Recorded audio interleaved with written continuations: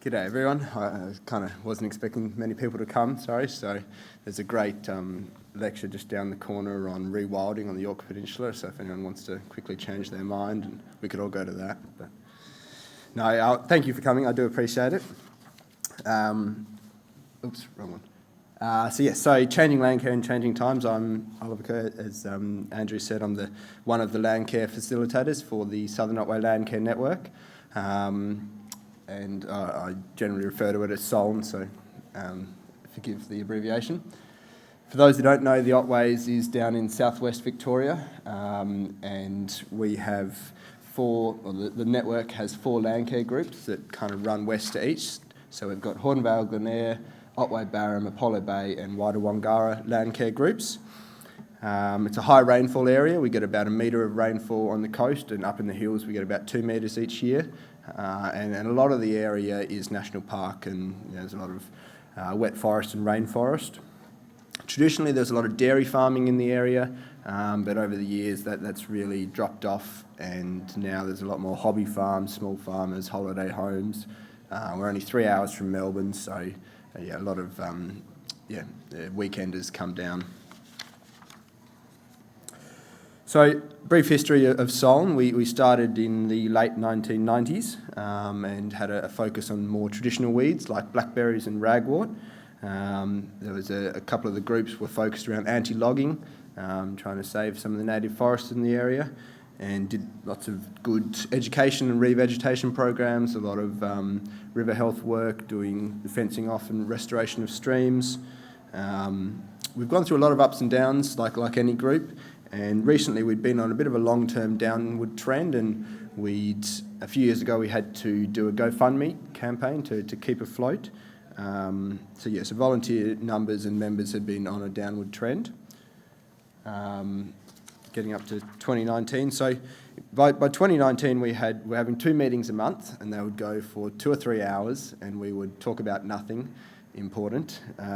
We didn't have much direction. A lot of the things we'd traditionally done, like revegetating creeks, a lot of that work had been done in the area. One of the advantages of high rainfall areas is they recover really quickly. The river health funding from the Catchment Management Authority wasn't running that year, which had been a lot of our bread and butter funding in the past, so we had to have a bit of a reckoning about who we were, and we're mostly old white men, and there's nothing wrong with old white men. I'll hopefully be one day, but it showed there was a lot of demographics we were missing. There were people that weren't there that could have been there.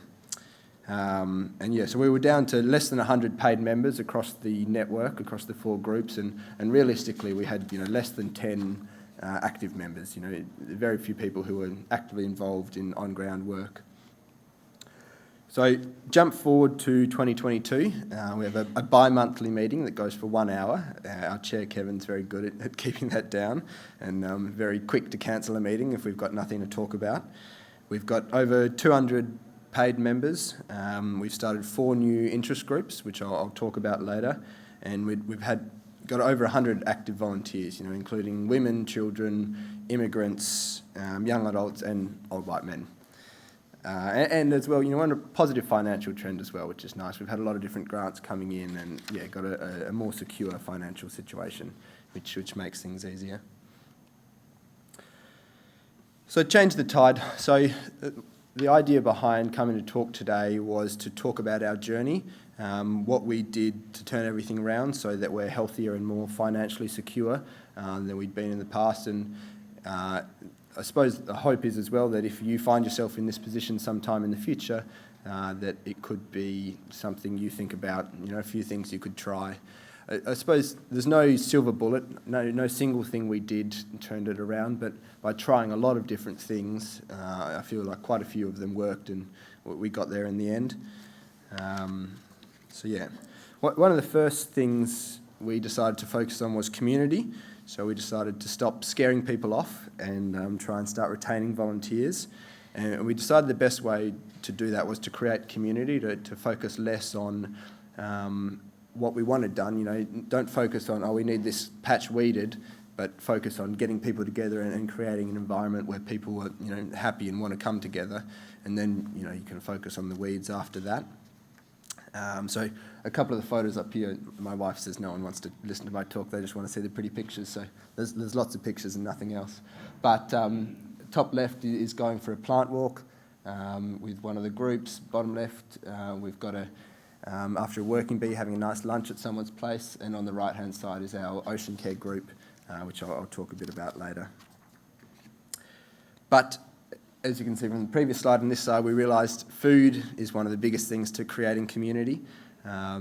Volunteers deserve to be rewarded for their labours, and so we decided to try and feed everyone after every event. So after a working bee, or we bring some food along and sit down and have a feed. And this had a lot of unintended actions that we didn't foresee. So one thing is that people like to cook, and so very quickly we had people bringing along a dessert to share, and then 2 desserts, 3 desserts, 4 desserts, and someone to bring along soup. And now most of the time we don't buy food.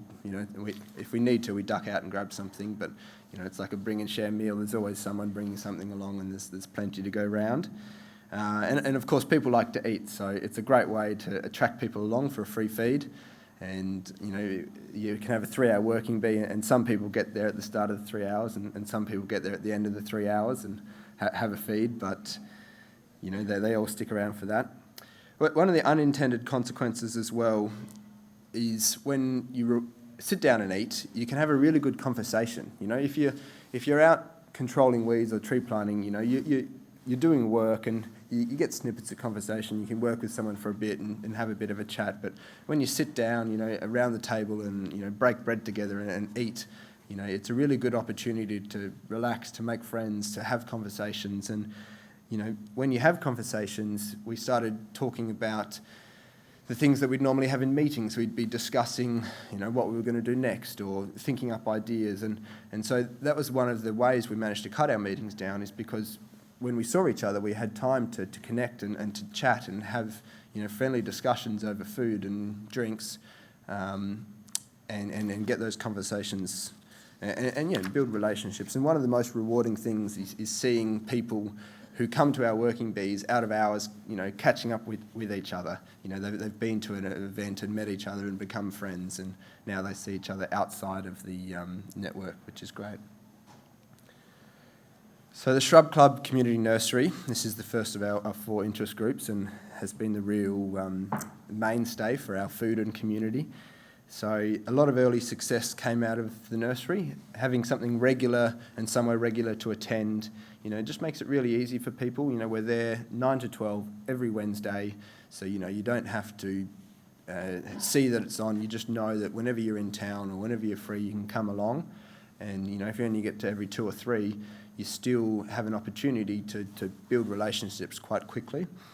And we were lucky to have a nursery space from one of SOLN's previous lives in various states of repair. And we got a bunch of grants in, and got a new shed, which was lovely. And but the benches and the irrigation were all there, so that was great. And the idea behind it was to also improve our financial situation, so to reduce our reliance on grant funding. If we're able to grow the plants ourselves, then if we don't get a grant, we can do a revegetation project anyway. And then if we do get grants, we can buy the plants back off ourselves, and then the profits from that go into land care. And so hopefully in the future, we'll have enough money in the bank that if we apply for a non-tree planting grant and don't get it, we can decide to just do it anyway. So that's been an important part of that. And so 2 years later, we've got 15 to 25 volunteers come each week out of a pool of probably over 100 that come through various stages. We sold 30,000 plants this year, and we're hoping to sell 50,000 next year. And lunch, as you can see.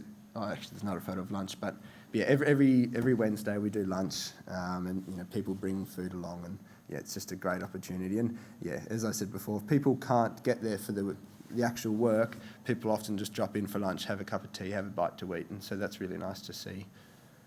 So bottom left is at the nursery, and the right-hand side and the top are a couple of photos of inside the nursery doing work on a Wednesday. Oh, and I should also say this, it's on Barwon Water land, so they very kindly let us use the land, which allows us to have this facility. So another of the groups we started was Ocean Care. really great success, but it took a little bit to get going, but especially with young people, that's been very popular. All throughout the history of SOLN, we stood on the beach and looked up at the hills and, focused on revegetating and controlling weeds, and we realised that if we turned around, there was this, ocean behind us that no one was doing anything about. There's, so many species that just aren't described. No one's doing surveys, no one knows if anything's going extinct, or, if there are introduced species, no one's controlling wakame, this Japanese seaweed that's arrived in our harbour. So we decided to start a group to do conservation, education and citizen science, focusing on the marine world, and develop a community around that.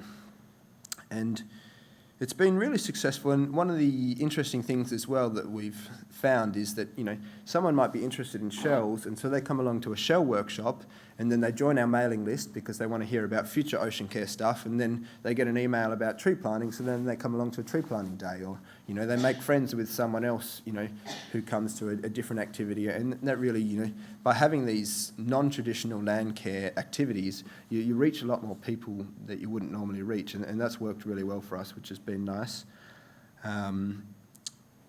We were lucky at the start to get a Coast Care grant, which allowed us to run a bunch of workshops and do a few other activities.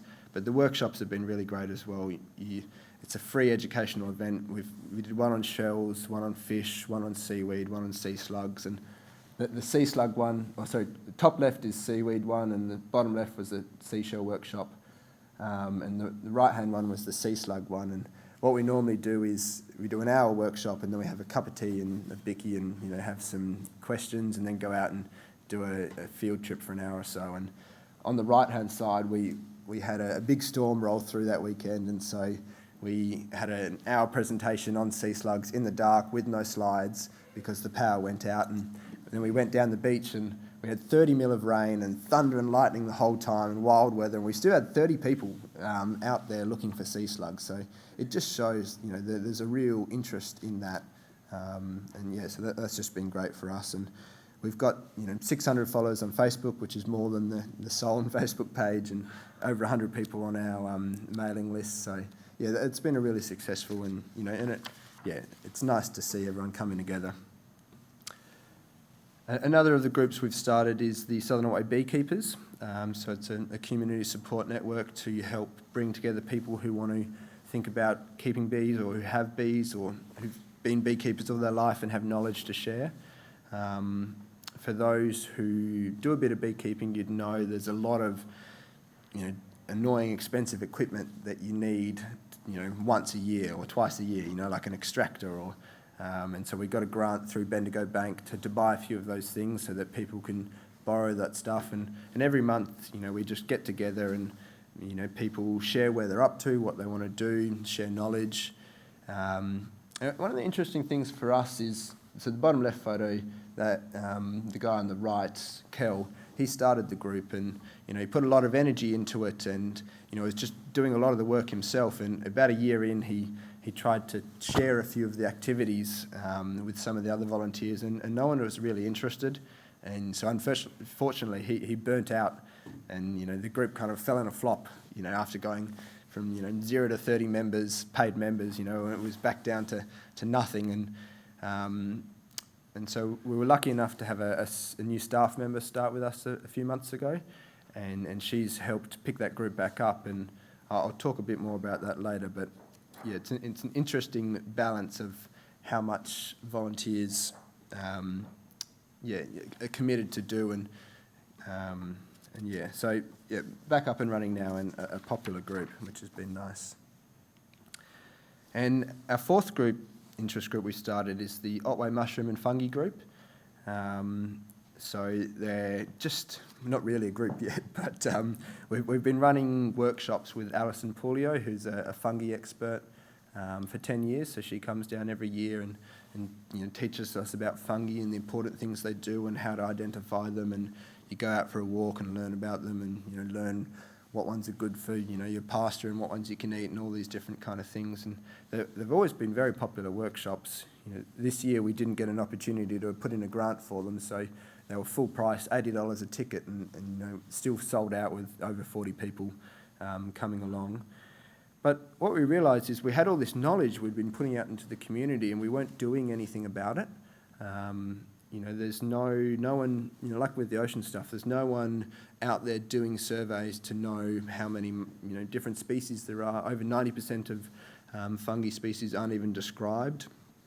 And then there's a few introduced species that are, spreading quickly through the Otways, and, we have no idea what effect they're having on other mushrooms because no one's looked into it. No one knows what was there before. We couldn't tell you if half the species went extinct overnight. No one would know because no one looked. And we might not see that until trees started dying because they lost their the species they have relationships with. I think over 90% of plant species have a symbiotic relationship with the fungi, and so there's an incredibly important thing that we just weren't doing anything about. And so We've started a Facebook page and we put out a grant to try and get some funding to bring the group together, and we've had a lot of interest on Facebook already, so that's very positive, and I haven't heard if we got the grant yet, but yeah, and for the moment, learning our lesson from the beekeeping, we'll have a part-time staff member who'll be helping get that group up and running. So, culture change. Part of starting these new groups and changing our focus was changing our culture. We had to learn what people wanted to do, not what we wanted them to do. Not everyone wants to pull out weeds or write grants or attend meetings. And as I said earlier, by creating community, we got people coming together to meet friends and share food, and we reached all these people we wouldn't have otherwise reached. And so we do have people. We've got a lot of extra people in our committee of management now that wouldn't have originally been there, and we have people who are coming to weed control working bees. We get 10 or 15 people along regularly to weed control working bees, which is nice. Unfortunately, nobody wants to write grants yet, so we're working on that one.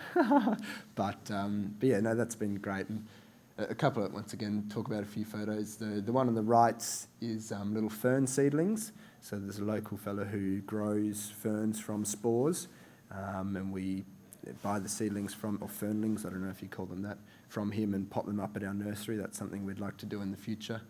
And the top left photo is market stalls. So through the community nursery, every so often we've gone out and we have a farmer's market and a weekly foreshore market. And we go and have a stall and sell our plants, and it's a lot of work, and people come and they buy one plant, and so compared to doing a revegetation project where you sell 5,000 plants to one person, you sell 1,000 plants, so one plant to 1,000 people. But it's just a really great way to get our name out there, and you get all these people. It's a small town and not an overpopulated area, but it's amazing how many people have just never heard of Landcare. And so just as much as you can, just getting our name out there is just, every time we're meeting new people and finding new people, and like, oh, this sounds so great. How have I not heard about this? I want to be involved. And it's just so hard to reach people, but we're getting there. So working bees, as I said, have been another good way to re-engage people. We found they're really good for property owners and for new members. So our model has been, what we've finished up doing is, if we go to someone's place and do a working bee, the landholder puts on lunch, which is, people always like to cook, which is nice. But it's a great way for people to see different properties. I think it's really important to know what other people are struggling with and to see how other people are tackling problems. And it's amazing how much you can get done, with 15 people working for 3 hours. You look at a patch of weeds and you just, you could look at it for years and never do anything about it. And then everyone rocks up and you hoe in and it's like, oh, where did it go? And, you get these gorgeous before and after photos of things you've achieved.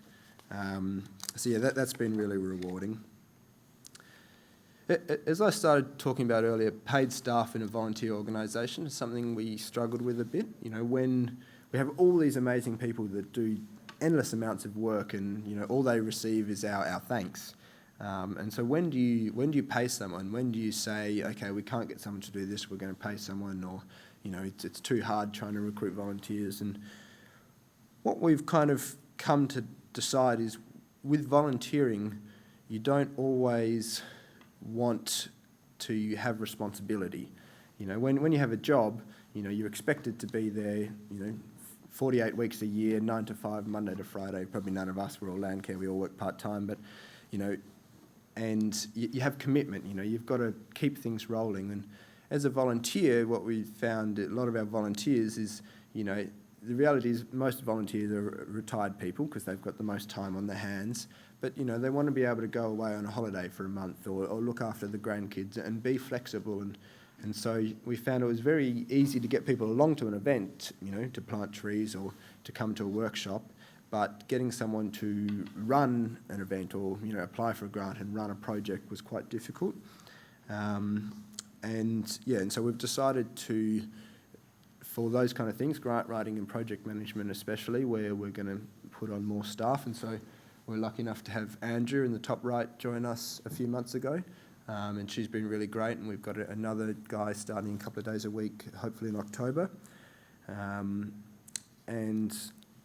my daughter on the top left. She's net negative, helping out at the nursery. But that's something we thought about a lot. And another thing we've decided to do as well is, it can be quite a risk for the organisation, I suppose, employing a staff member. You've got to know that you've got enough money to pay them for a year, which you don't know with grant writing.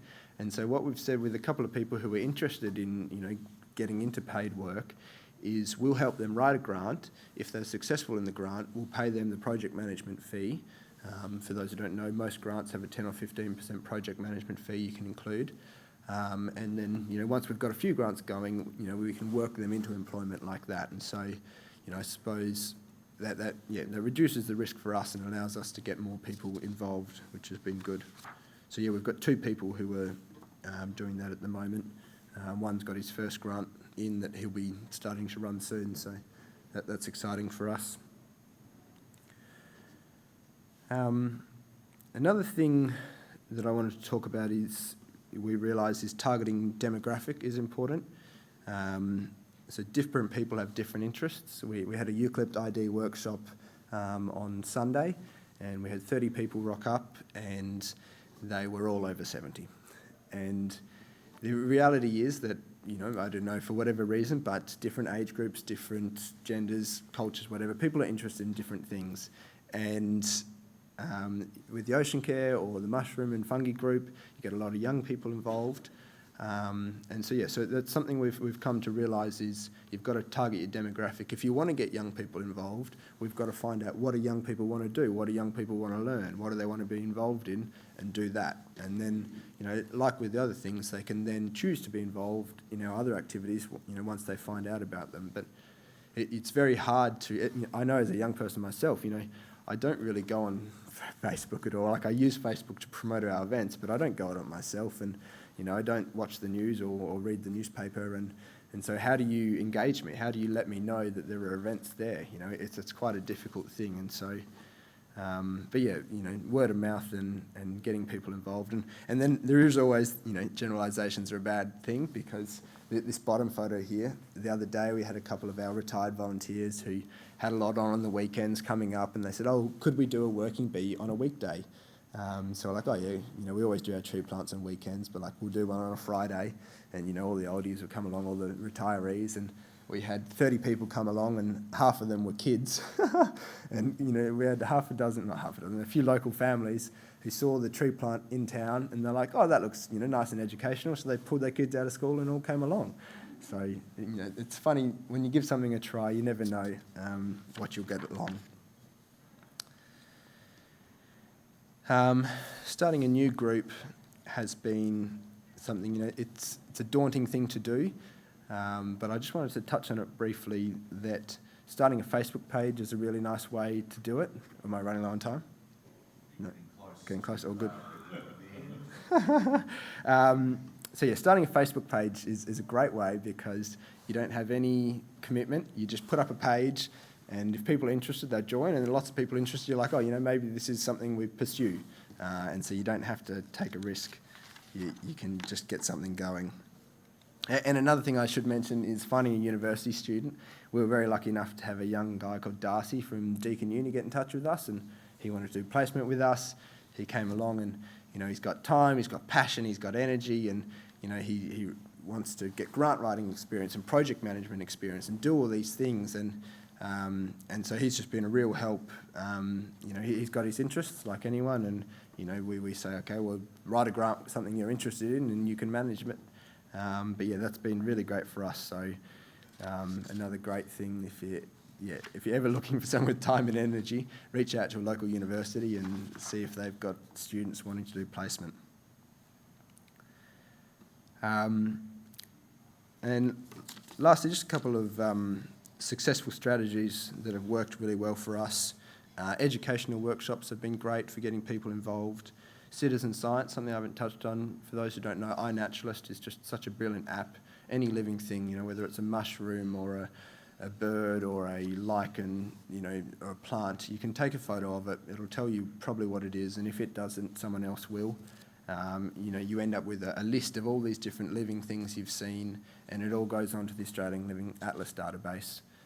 So that's been really great, and it's nice to see the people we know, through our events starting to get onto iNaturalist and record things. And engaging school groups has been great for us, reducing bureaucracy and forming partnerships. This bottom photo is a day we organised for Environment Day, where we got all the different environment groups in the area just to come together and just give a 2-minute talk on what they do and just bring everyone together and see how we could work better together. And that's been great for us. It's amazing, how you can help each other do different things, and just a nice catch-up and food as always. So where next? We'll go through more ups and downs, obviously, and we'll hopefully try a few more things. The top right photo is doing some cool burning at a farming property, and Landcare Victoria now covers cool burning in insurance. So we might look at that. Our chair wasn't super keen on it, but see what happens. The top left photo, one of the local groups got a commercial composter, and they're looking at getting insurance through LVI, so they might become a part of our network, and so that'll be an interesting thing to work with them. But I'd like to encourage everyone here to take a risk. I thought about starting new groups, and I'm sure a lot of other people have too, and it was when you come together and you take that risk and start a group, it's amazing. People are interested, people want to get involved. Yes, so thank you for listening. Thanks to Bar and Water and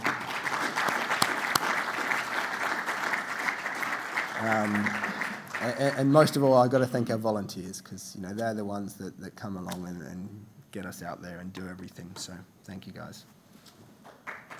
That's fantastic, Oliver. Thank you very much.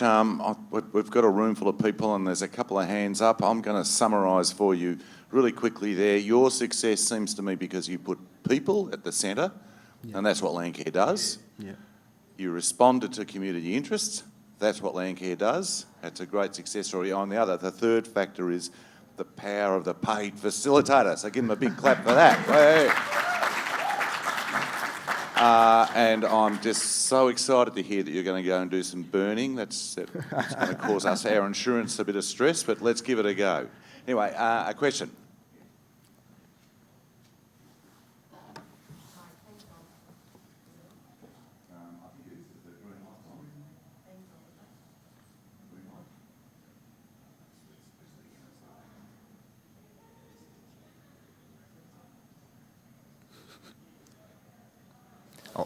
I'll add quickly while we're waiting. We found out later that Landcare Victoria, as of this year, now insures intertidal activities. So all our previous ocean care activities were uninsured.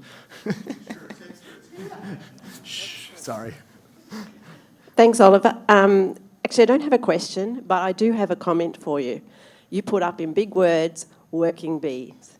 working bees are a real turn-off to many younger people, and since we've stopped calling them working bees and started calling all our events habitat restoration events, we get far more young people. So Thank you. good luck with that. No, I'll try and change that. That sounds good. Any more questions? Next one over here. Don't have a pen. I'll write it down. Firstly, congratulations. I'm so impressed with what you've done. I want to know how much you're actually paid in terms of support for your position, because I'm in your position and I don't have enough hours to pull off any of that. And also your communication strategies. What are your main ways of contacting your different people? So I do 3 days a week, and Andrea's just started doing 2 days a week. And yeah, as I said, Ben's hopefully starting in October doing 2 days a week. But yes, so time is always difficult. I try and be very strict. I don't do any volunteer work for SOLN, because I try and if I'm going to volunteer, I volunteer for someone else. Keep work and volunteering separately, and I think that's important for being sustainable for a facilitator, so you don't burn out. But yes, time is hard. My big problem is, I suppose as part of our success maybe has been a few of us have grant FOMO. So if there's a good grant going, someone giving money out, we just can't resist, putting your hand up and spending as little time as grant writing as possible, because if you put all this effort into a grant and you don't get it, it's such a frustrating waste. So and I don't think there's any correlation between how much time you spend on writing a grant and whether or not you get it. I don't know if that answers any of that. And the second question was communication. So on our website we have a little survey. What do you want to hear about tree planting, ocean care, mushroom and fungi, shrub club? And so people can fill that out, and then they go on the corresponding mailing lists. We've got a little news sheet in the Southern Otways that we put ads in, and on the local Facebook page. But it's amazing, we put these things out on Facebook and in the news sheet, and we send out emails, and you ask people, how did you hear about it? Someone told me about it. So I think the reality is you've just got to just keep building slowly, and just people, if it's what they do as part of their week, then they'll tell people about it. And so, I think that seems to be what works. I can smell lunch, so let's make this the last question, because all those other scoundrels will eat our lunch if we keep going. But I'll just do this one last. We're on the safe side here. Everyone goes to get food on the other side, so. Hi, not a question, just if you guys put together a capability statement, so it cements in your mind what you can do, what you think you can do, makes your grant writing so much easier, because you just pull buzz phrases out of your capability statement. If there's people that you want to approach, they don't have funding available at the time, you give them a capability statement and they'll remember you when they do have money available, and they may even approach you then. Yeah, no, thank you. Welcome. Well, folks, that's a great story, Oliver. Thanks once again for sharing it with us, and congratulations on all the great work you're doing. So thank you. Thank you.